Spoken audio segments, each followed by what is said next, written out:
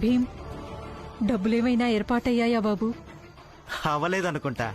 ఒకవేళ అయ్యుంటే తను గెంతులేస్తూ మరి అందరికి చెప్పేవాడు కదా తను డబ్బులు ఎలా ఏర్పాటు చేశాడు. అసలు నువ్వేమంటున్నావు? ఇతని పేరు భీమ్రావు. ఇతనికి కేవలం ఉపన్యాసాలు ఇవ్వడమే తెలుసు. అలాగే ఇతని సమస్యను ఇంకెవరైనా తీర్చాలని ఎదురు చూస్తూ ఉంటాడంతే. లేకపోతే తను ఎలాంటిది చేస్తాడంటే అందరికందరూ ఆపదలో ఇరుక్కునేలా. హితేష్, నువ్వింకేం మాట్లాడకు. నువ్వు ఎప్పుడైనా ఎవరికైనా సహాయం చేశావా? కేవలం ఉపన్యాసాలు ఇవ్వడం కోసం బయలుదేరతావంతే. అయితే తనన్నది నిజమే కదా. అలాగే నాకు కూడా అనిపించడం లేదు ఈసారి భీమ్ డబ్బులు ఏర్పాటు చేయగలడు అని. అయితే ఆనంద్ కూడా హాస్పిటల్లోనే ఉంటాడు. అలాగే రమ కూడా జైల్లోనే ఉంటుంది.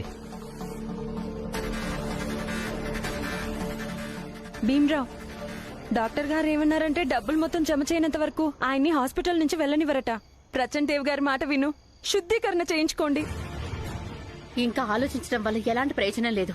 మన దగ్గర మరో మార్గం ఏదీ లేదు.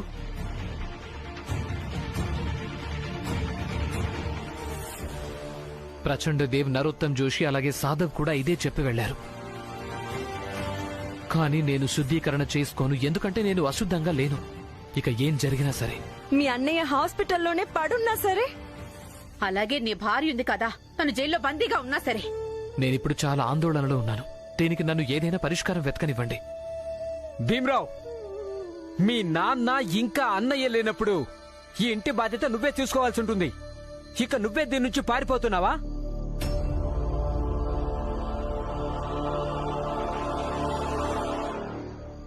నువ్వాడికి అనుభూతి ఇలా కలిగించావంటే ఈ రోజు వాడి తండ్రి అలాగే వాడి అన్న తనకు తోడుగా లేరని వాడు అలాగే ఆగిపోతాడు. వాడికి వెంటనే వాడి ఇంటి బాధ్యతలేంటో అర్థమవుతాయి. మేమెలాగూ వాడి మీద ఒత్తిడి తెస్తున్నాం.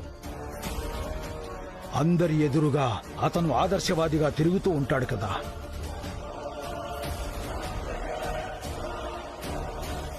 నువ్వు వాడి ఆదర్శవాదం మీదే దెబ్బ వెయ్యాలి. ఇప్పుడున్న పరిస్థితుల్లో ఈ ఇంట్లో ఉన్నది నువ్వొక్కడవే మగాడివి. మీ నాన్న అలాగే మీ అన్నయ్య లేనప్పుడు అందరికంటే పెద్దవాడి నువ్వే. అందుకే మేము ఏం చూడాలనుకుంటున్నామంటే పెద్ద ఆదర్శ మాటలు చెప్పే ఈ భీమ్రావ్ ఇప్పుడు ఏ రకమైన ఆదర్శాన్ని ప్రదర్శిస్తాడో అని.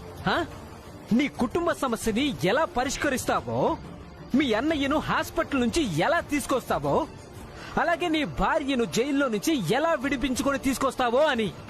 భీమ్రావ్, నువ్వు నీ ఆ తర్వాత నిన్న సాయంత్రం తనని తాను గాయపరుచుకోవటానికి కొరడాతో కొట్టుకుంటూ హఠాత్తుగా కింద పడిపోయి స్పృహ తప్పిపోయాడు. డాక్టర్కి చూపిస్తే బలహీనత కారణంగా తనకి తల తిరిగింది, స్పృహలోకి రావటానికి కనీసం ఒక రోజైనా సమయం పడుతుందన్నాడు. అప్పుడు నేనేమనుకున్నానంటే రామ్జీని ఇంటికి తీసుకెళ్ళటానికి ఇదే మంచి అవకాశం అనుకున్నాను. ఎందుకంటే స్పృహలో ఉన్నప్పుడు రామ్జీ ఎప్పుడు ఇంటికి వెళ్ళటానికి సిద్ధపడేవాడు కాదు. అందుకే నేను ఈ ఇద్దరు మంచి వ్యక్తుల్ని సాయం చేయమని అడగటంతో వీళ్ళిద్దరూ మీ నాన్నని ఎత్తుకుని ఇక్కడి దాకా తీసుకొచ్చి ఇంటికి చేర్చారు. లేదంటే రోజు రామ్జీ తనను తాను గాయపరుచుకుంటూ కష్టపెట్టుకుంటుంటే నేనేమో కేవలం పరాయి వాళ్ళలాగా తమాషా చూస్తూ ఉండేవాడిని.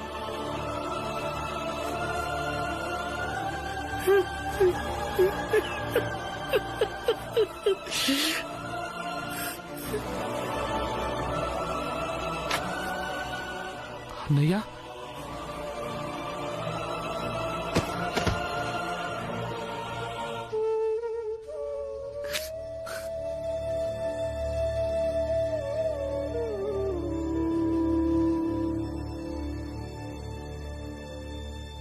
జీజాబాయ్, నా దగ్గర కొంత డబ్బుంది. దీన్ని నీ భర్తే స్వయంగా సంపాదించాడు. వేరే వాళ్ల భర్తలు కష్టపడి చెమటోడ్చి సంపాదించి తమ భార్యలకిస్తారు. కానీ నీ భర్త మాత్రం రక్తం ఓడ్చి డబ్బు సంపాదించాడు. నొప్పిని గాయాల్ని తమాషాగా మార్చేసి ఈ డబ్బు సంపాదించాడు. ఈ డబ్బు నీ దగ్గర ఉంచుకో. నువ్వేం చేసుకుంటావో చేసుకో.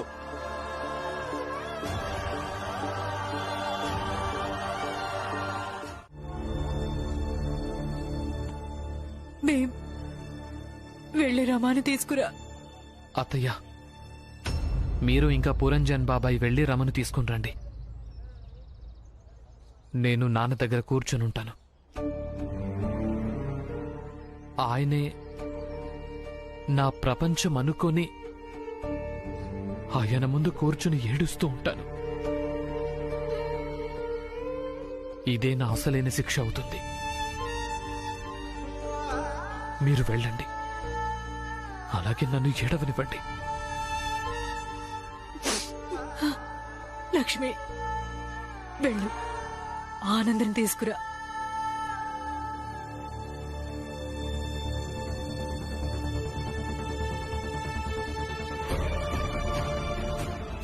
జీజాబాయ్, లోపలికెళ్ళి వంట వండు. భర్త ఇంటికొచ్చాడు, స్పృహలో లేడు. స్పృహలోకి వచ్చాడంటే తనకు కూడా భోజనం కావాలి. రమా, ఈసారంటే నువ్వు తప్పించుకున్నావు, కానీ నువ్వింకా మారలేదో అలాగే నీ భర్త ఆ భీమ్రావ్. ఒకవేళ తను మారుకుంటే ఒకరోజు నువ్వు ఎలా ఇరుక్కుంటావంటే నువ్వు ఎప్పటికీ తప్పించుకోలేవు. అవునా?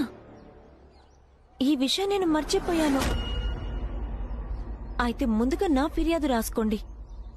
ఇక అప్పటి సంగతి అప్పుడు చూద్దాం. రాసుకోండి. నిన్నటి నుంచి ఆ వ్యక్తి వాళ్ళమ్మ ఎక్కడుంది? ఒకవేళ నేను తన దుకాణంలోంచి డబ్బులు దొంగిలించుకుంటే ఆవిడెందుకు ముందుకు రావడం లేదు? రాసుకోండి. దానికి నీకేం సంబంధం ఉంది, సంబంధం ఉంది. మొదటగా ఈ ప్రశ్న నేను మిమ్మల్ని అడుగుతున్నా. నిజానికి ఈ ప్రశ్న మీరు సాధుని అడగాల్సింది. ఇక సాధు వాళ్ళమ్మ నాకు చాలా ముఖ్యం తెలుసా? ఆవిడ గురించి బెంగపడ్డం నా కర్తవ్యం. మీరు ఫిర్యాదు రాసుకోండి. చెప్తున్నానుగా, ఒకవేళ ఆవిడ దొరకలేదో నేను మిమ్మల్ని వదిలిపెట్టను. అయినా నా భర్త భీమ్రావ్ సంగతి మీకు తెలిసిందే కదా. ఆయన న్యాయం కోసం ఎంత దూరమైనా వెళ్తారు. ఫిర్యాదు రాసుకోండి.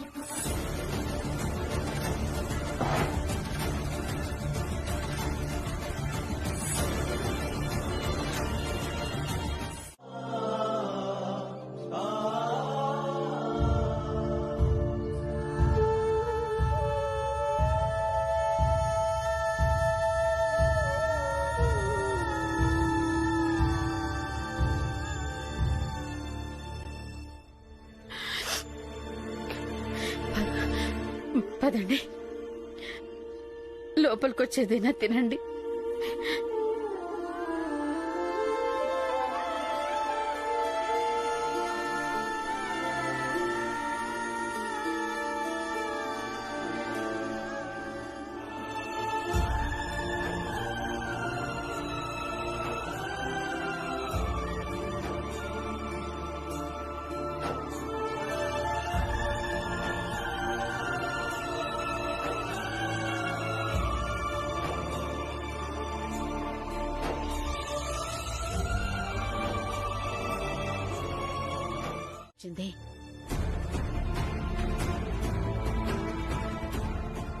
కానీ దానికి బదులుగా నేను నుండి ఇది మాత్రం తప్పకుండా ఆశిస్తాను. నీకు లక్ష్మి మీద ప్రేమ ఒకప్పుడు ఎలాగుందో అలాగే ఉండాలి అని. వదిలేండి అత్తయ్య, ఇంకేం మాట్లాడకండి. ఒకవేళ మీరు వీళ్ళకి ఏం చెప్పినా సరే వీళ్ళు వెంటనే భీమ్రావ్, రమల పేర్లు జపించడం మొదలు పెడతారు. వీళ్ళకేం చెప్పకండి.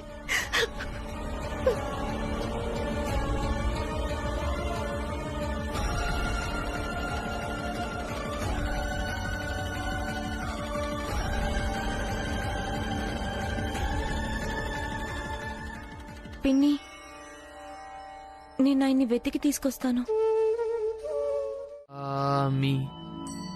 ధర్మం శరణం గచ్ఛామి. బుద్ధం శరణం గచ్ఛామి బుద్ధం శరణం గచ్ఛామి ధర్మం శరణం గచ్ఛామి ధర్మం శరణం గచ్ఛామి. ఏవండి, నేను సమస్యలో ఉన్నా. ఇది నాకు నేర్పించచ్చుగా. నాకు కూడా కొంచెం శాంతి కావాలి. చేతులు ఇలా పెట్టుకో. ఇక ఈ చెయ్యి ఇలా పైన పెట్టు. కళ్ళు మూసుకో. ఇక నాతో పాటు చెప్పు. బుద్ధం శరణం గచ్ఛామి బుద్ధం శరణం గచ్ఛామి ధర్మం శరణం గచ్ఛామి. బాబు గారు, ఏమైంది బాబు గారు? మీరెందుకు వచ్చారు? మమ్మల్నే రమ్మనాల్సింది కదా. విషయం ఏంటంటే ప్రచండదేవ్ గారి తమ్ముడు లండన్ నుంచి తిరిగి వస్తున్నాడు. నా కోరిక ఏంటంటే మీరందరూ తనకు స్వాగతం పలకాలని. సరేనా? అరే, ఎందుకు పలకం? తప్పకుండా పలుకుతాం. జనార్దన్, నువ్వు ఒక పని చేయి. పూలదండలు తీసుకొని పద. అలాగే బాబు గారు. బాబు గారు, నేను చేయడానికి ఏమైనా ఉందా? హితేష్, నువ్వు డోలు ఏర్పాట్లు చూడు. చేస్తాను బాబు గారు. బాబుగారు, నేనేం తీసుకురావాలి?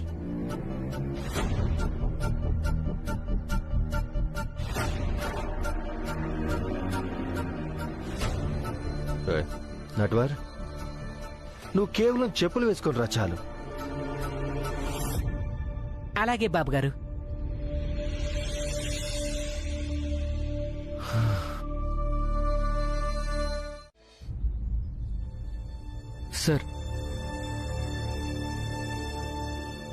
సార్, మీతో కొంచెం పనుంది.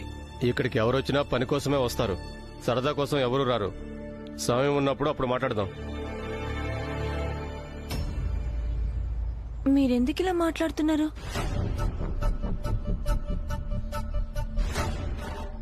ఎలా మాట్లాడాలో నువ్వు నాకు నేర్పిస్తావా? వెళ్ళండి ఇక్కడి నుంచి. చూడండి, మీరిప్పుడు పనిలో ఉన్నారని నేను అర్థం చేసుకోగలను. మేము కాసేపటి తర్వాత వస్తాం.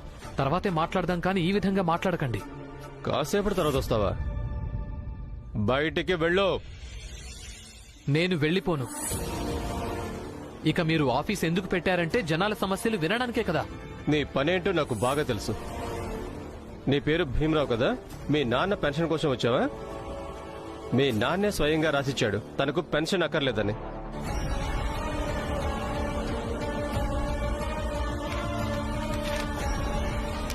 ఎదిగో ఆ పత్రం, చూసుకో. ఇక నువ్వు మళ్ళీ పెన్షన్ మొదలు పెట్టించడానికి వచ్చావా? నీకేమనిపిస్తుంది? మేమంతా ఇక్కడ ఎందుకు కూర్చున్నావా? నాన్న ఒకటి రాసిస్తే కొడుకొచ్చి ఆడే నాటకం చూడడానికా? ఆ సమయంలో నాన్న నిస్సహాయుడు. పెన్షన్ రాకపోవటం వల్ల ఆయన పరిస్థితి దయనీయంగా మారింది. నేను అది చెప్పడం కోసమే ఉన్నతాధికారులకు ఉత్తరాలు రాశాను, కానీ ఎలాంటి జవాబు రాలేదు. అందుకోసమే నేను ఇక్కడికి వచ్చాను.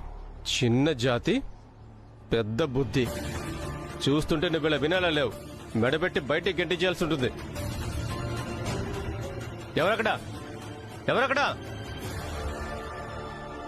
వీళ్ళను మెడపెట్టి బయటికి గెంటే. బయటికి గెంటే. చూడండి, నేను ఇక్కడి నుంచి వెళ్ళను.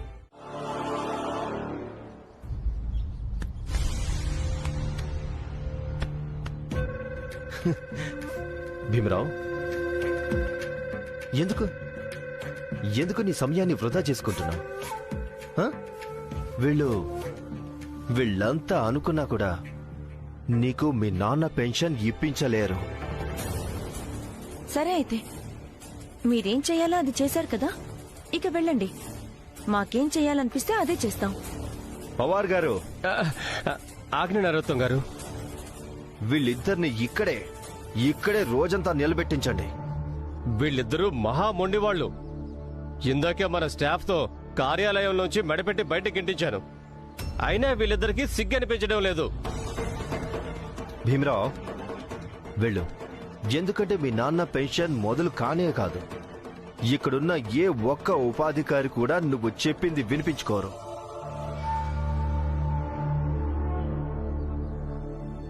నాకేమనిపిస్తోందంటే మీరు చాలాసార్లు ఊరికే చెప్పేస్తూ ఉంటారు. మీకు ఎలాంటి ఉన్నతాధికారులతో పెద్దగా పరిచయాలు లేవు. మీరు కేవలం పనికి మాలిన మాటలు చెప్తూ ఉంటారు. చూడండి, అమాయకుడు.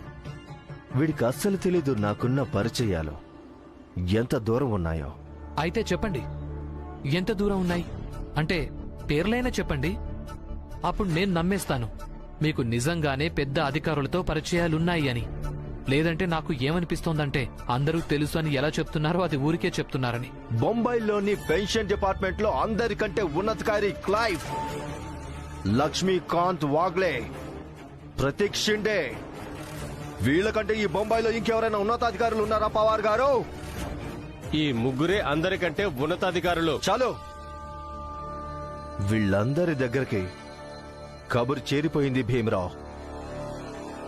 క్లైవ్, లక్ష్మీకాంత్ వాగ్లే, ఇంకా ప్రతీక్ షిండే.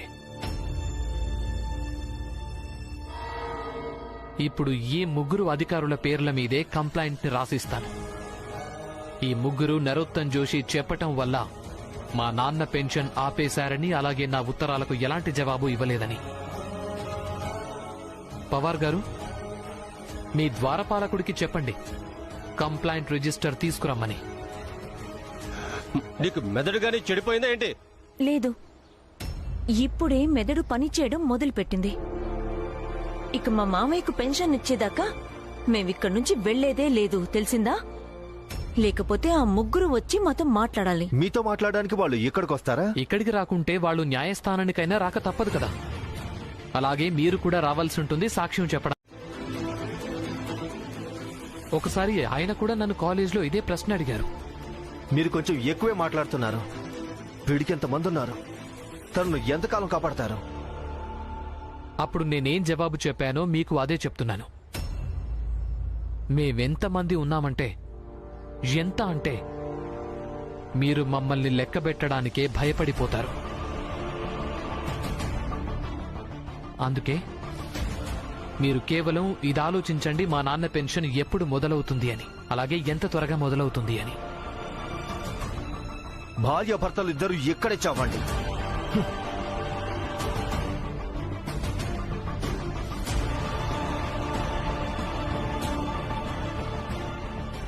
సరే, నిలబడండి. రోజంతా నిలబడండి, ఎలాంటి తేడా ఉండదు. లేదు, మనం వీళ్ళని ఇక్కడ ఇలా నిలబడినివ్వకూడదు. మనం పోలీసులను రమ్మందాం, వాళ్ళే వీళ్ళిద్దరికి బుద్ధి చెప్తారు.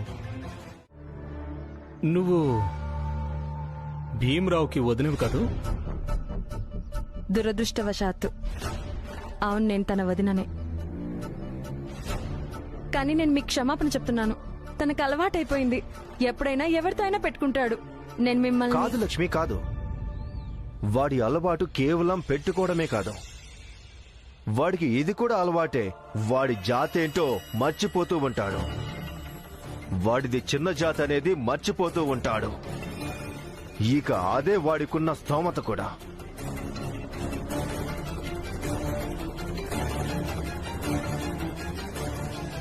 తనకు చెప్పు, తన పుస్తకాలు తీసుకుని ఇక్కడికి రమ్మని. చాలా పొగరు చూపించాడు అందరి ముందు. తనకు చదువు మీద ఎంత ఆసక్తి ఉందో చూద్దాం, ఎంత చదువుకున్నాడో. వద్దు బాబు గారు, ఇదంతా తన నాటకం అంతే. తనేం చదువుకున్నవాడు కాదు, తనకసలు ఏమీ రానే రాదు. తను రోజంతా ఉపన్యాసం ఇస్తుంటాడు అంతే.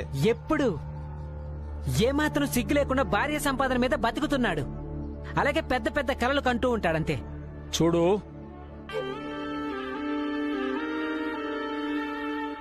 మా తమ్ముడు చెప్పాడు కదా, భీమరావుకు చెప్పండి వాడు తన పుస్తకాలు తీసుకుని ఇక్కడికి రమ్మని. అయినా వీధిలో కూర్చుని ఎక్కడైనా చదువుకుంటారా? మా తమ్ముడు లండన్ నుంచి వచ్చాడు. వీడే చెప్తాడు భీమరావుకి చదువుకున్న విలువ ఏమిటో. అర్థమైందా? సరే, తనకు నేను చెప్తాను. చాలా మంచిది. ఇక మీరంతా వెళ్ళండి. అలాగే వెళ్ళేస్తాం అయ్యగారు.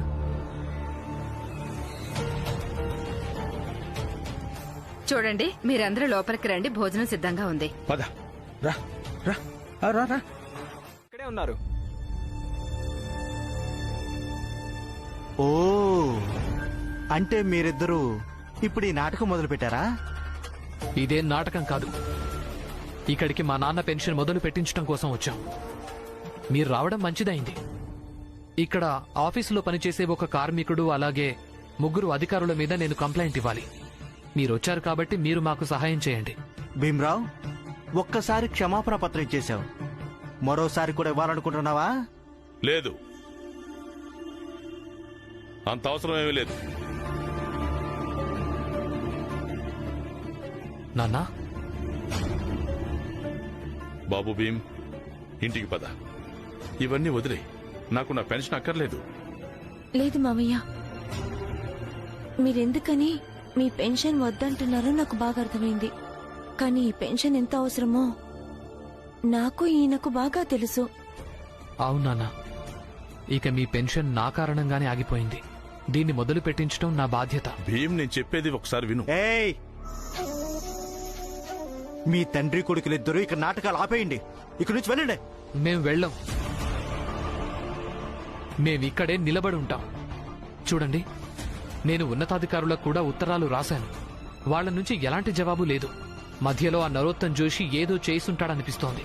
ఏదో సందేశం వాళ్ల దగ్గరికి చేరవేసుంటాడు, అందుకే జవాబు రాలేదు. మీరు ప్రభుత్వాధికారి కదా, మీరు మాకు సహాయం చేయడం మంచిది. కానీ మీరే మమ్మల్ని ఇక్కడి నుంచి వెళ్ళగొడుతున్నారా? భీమ్రావ్ మీ నానే కదా పత్రం రాయించాడు, తనకు పెన్షన్ అవసరం లేదని. కానీ అధికారులతో మాట్లాడడానికి ఒక అవకాశమైనా ఇవ్వండి, వాళ్లకు నేను నచ్చ చెప్తాను కదా. నువ్వు ఇలా మాటను కదూ, చూస్తుంటే బలప్రయోగం చేసి మిమ్మల్ని ఇక్కడి నుంచి వెళ్ళగొట్టాలనుకుంటా. ఇన్స్పెక్టర్ గారు, ఎవరెవరిని వెళ్ళగొడతారు? మేమంతా భీమ్కి తోడుగా ఉన్నాం.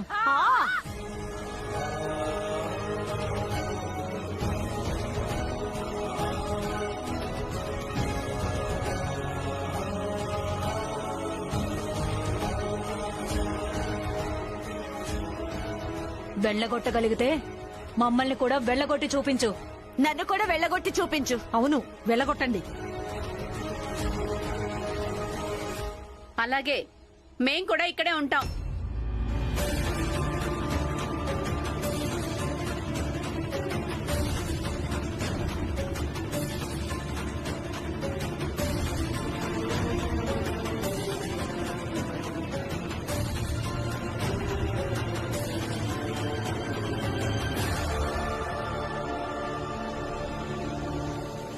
జీజాబాయ్, లక్ష్మి, మీరిద్దరూ ఇంటికి వెళ్ళండి. మీ ఇద్దరి బుద్ధి గురించి నాకు చాలా బాగా. ఒకవేళ నువ్వు ఆ 5 ప్రశ్నలకు సరైన సమాధానాలు చెప్తే నేను ఒప్పుకుంటాను నువ్వు నిజంగానే చదువుకుంటున్నావని.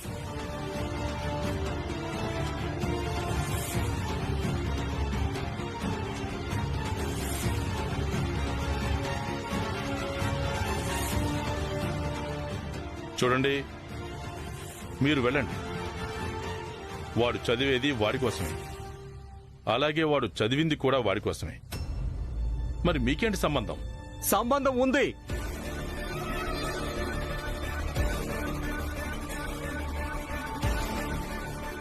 చదువు సంచులు మాలాంటి పెద్ద జాతి వాళ్ల కోసం, కానీ వీడిలాంటి చిన్న జాతి వాళ్ల కోసం కాదు.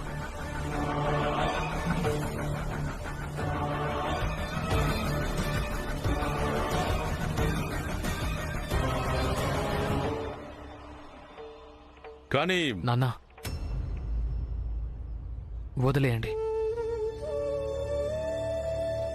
ఈ రోజే మొదటిసారి పెద్ద జాతికి చెందిన ఒక వ్యక్తి చదువుకి, పుస్తకాలకు సంబంధించి మాట్లాడుతున్నారు. ఆయన్ని మాట్లాడనివ్వండి. సవాలు చేస్తోంది కూడా చదువుకు సంబంధించింది. మీరేం అడగాలనుకుంటున్నారో అడగండి.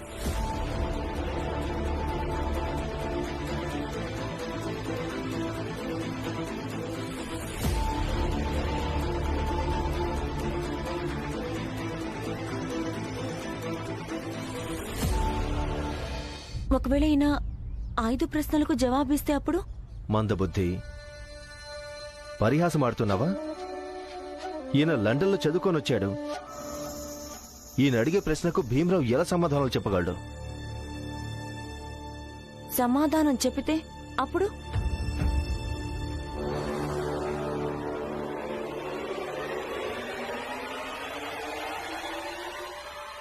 అప్పుడు నేను కూడా భీం పక్కన వచ్చి నిలబడతాను. వాళ్ళ నాన్న పెన్షన్ కోసం పోరాటంలో తనకు సహకరిస్తాను కూడా.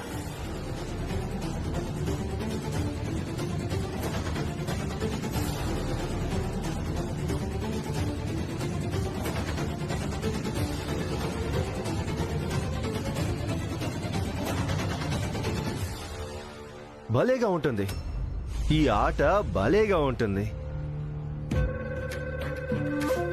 వైభవదేవ్, ఈ భీమరావును మీరు అతి కష్టమైన ప్రశ్నలు అడగండి. భార్య, నాన్న, అత్తయ్య,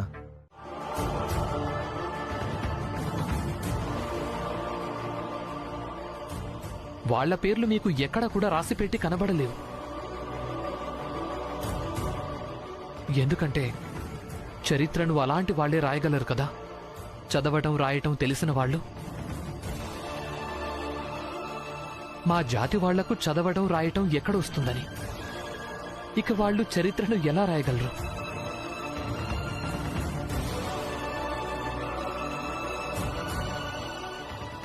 అందుకే వైభవ్ దేవ్ గారు, భారతదేశ చరిత్రలో అందరికంటే ఎక్కువగా సంఘర్షణ అనుభవించిన వాళ్ళు ఎవరంటే వాళ్లను మీరు చిన్న జాతి వాళ్ళు అంటారు. ఇక వాళ్ళెవరు అంటే అది మేమే.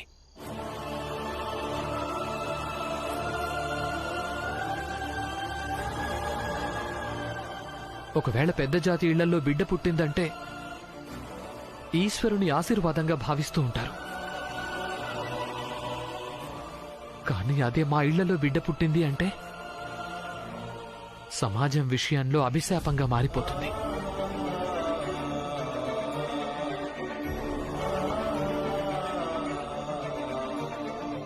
పదే పదే మా ఇంటిని, మా జాతిని, మా భావాల్ని శుద్ధీకరణ చేయడం గురించి మాట్లాడడం జరుగుతుంది. మీ అందరికీ శుద్ధీకరణ జరుగుతుంది. మీ అందరికీ దీక్ష ఇప్పించి ఒక ఉన్నతమైన స్థానాన్ని ఇవ్వాలనుకుంటున్నాను. గౌరవానికి పాత్రుల్ని చేయాలనుకుంటున్నాను.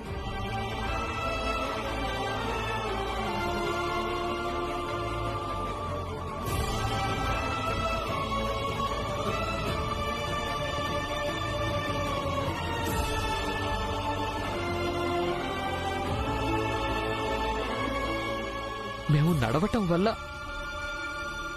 నేల మీద గుర్తులు కూడా పడకూడదనే కారణంతో నడుముకి చీపురు కూడా కట్టడం జరుగుతుంది.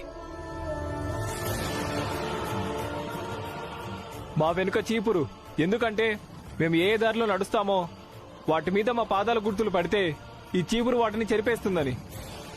మేము ఉమ్మటం వల్ల మట్టి అపవిత్రమైపోతుందన్న కారణంతో మెడలో ఒక కుండ కట్టడం జరుగుతుంది. ఈ కుండ చూస్తున్నావు కదా, ఇది ఎందుకంటే మేము ఎప్పుడైనా పెద్ద జాతి వాళ్ళ వీధిలో నుంచి వెళితే అప్పుడు మా ఉమ్మి వాళ్ళ నేల మీద పడకూడదని.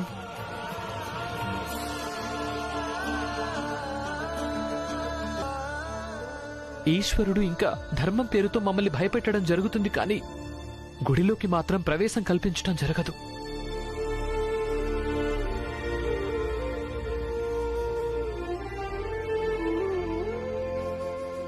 పెద్ద జాతి వాళ్ల ఇంట్లోని, వాడల్లోని, వీధుల్లోని మురుగుని మేము శుభ్రం చేస్తాం. అందుకే వైభవ్ దేవ్ గారు, మేము ఎవరిమంటే మా సంఘర్షణ గురించి ఎవ్వరూ చరిత్రలో రాయలేదు. కానీ సంఘర్షణను మేము అనుభవిస్తున్నాం. అందుకే నాకు ఏమనిపిస్తుందంటే ఆ 5 పేర్లలో మొదటిది, రెండవది, మూడవది, 4వది, అలాగే 5వది అన్ని పేర్లు కేవలం మావే, అంటే చిన్న జాతి వాళ్లవే.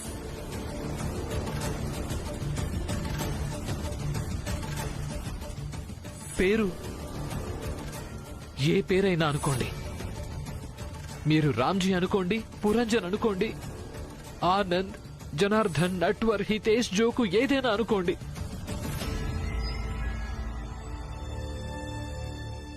కానీ చిన్న జాతి వాళ్ళున్నారు, వాళ్ళు సంఘర్షణను అనుభవిస్తున్నారు.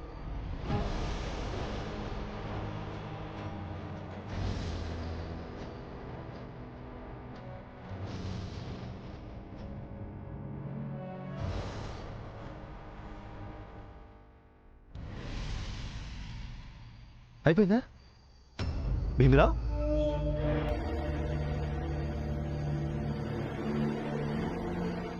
ఉపన్యాసం ఉపన్యాసం ఉపన్యాసం ఉపన్యాసం ఉపన్యాసం ఉపన్యాసం బాగుంది భీమరావు, కానీ జవాబు తప్పు. విషయం తప్పొప్పుల జవాబు కానే కాదు నరోత్తమ్ జోషి గారు. ఇదంతా మీకు అర్థం కాదులేండి.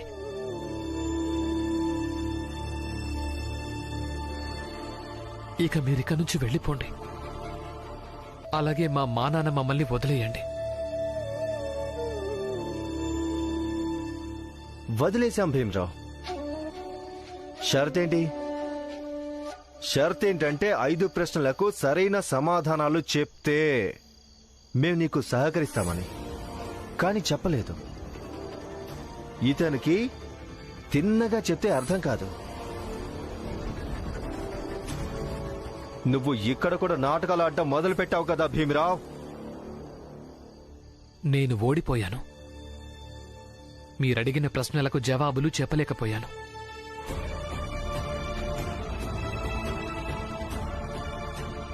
కానీ అయినా సరే మీరు ఇక్కడి నుంచి వెళ్ళిపోండి. మేము మా సంఘర్షణను కొనసాగిస్తాం.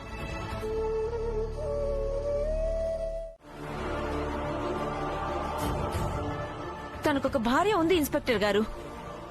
భార్యాభర్తలు ఒకరికొకరు వెలుగు అవడమే కాదు, కళ్ళు కూడా అవుతారు. అందుకే మీరేం బెంగ పడకండి. ఈయన ఇంటికి నేను తీసుకెళ్తాను. బెంగ పడవలసిన అవసరం లేదు. మీరందరూ ఇక్కడి నుంచి వెళ్ళండి. వెళ్ళిపోతారు.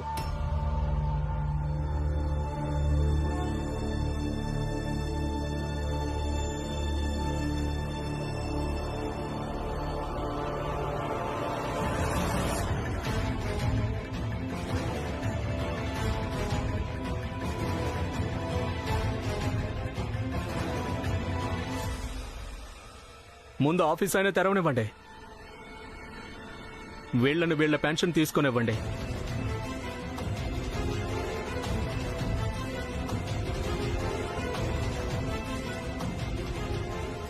ఇవి విభాగం నుంచి వచ్చిన కాగితాలు.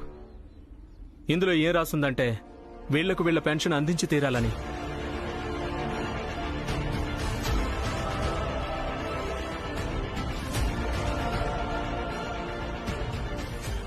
ఆఫీస్ తెరిచాక ఈ కాగితాలు చూపిస్తారు. వీళ్ల పెన్షన్ అందుతుంది.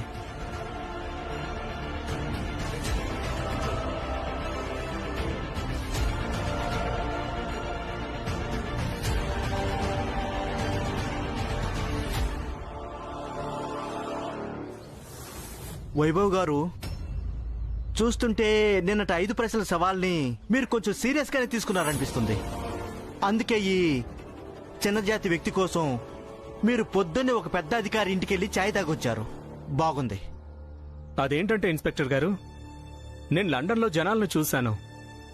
చిన్న చిన్న విషయాల కోసం, చిన్న చిన్న కోరికల కోసం ఒకరినొకరు తలలు పగలగొట్టుకోవటం. కానీ ఇక్కడ వీళ్ళంతా చాలా శాంతియుతంగా తమ కోరిక గురించి మాట్లాడుతున్నారు. అందుకే నాకు అనిపించింది వీళ్లకు సహాయం చేయడమే మంచిది అని.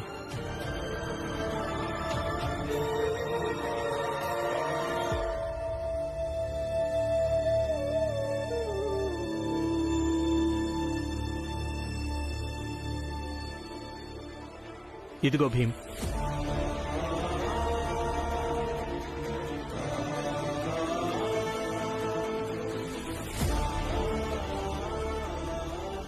మీరు ఏం ఆలోచించి మాకు సహాయం చేశారో నాకు తెలీదు. కానీ ఏదైనా నేను మీకు రుణపడున్నాను. ఇక మీరంతా ఇక్కడి నుంచి వెళ్ళండి. ఆఫీస్ తెరిచినప్పుడు రండి. పెన్షన్ మొదలైపోతుంది. అలాగే.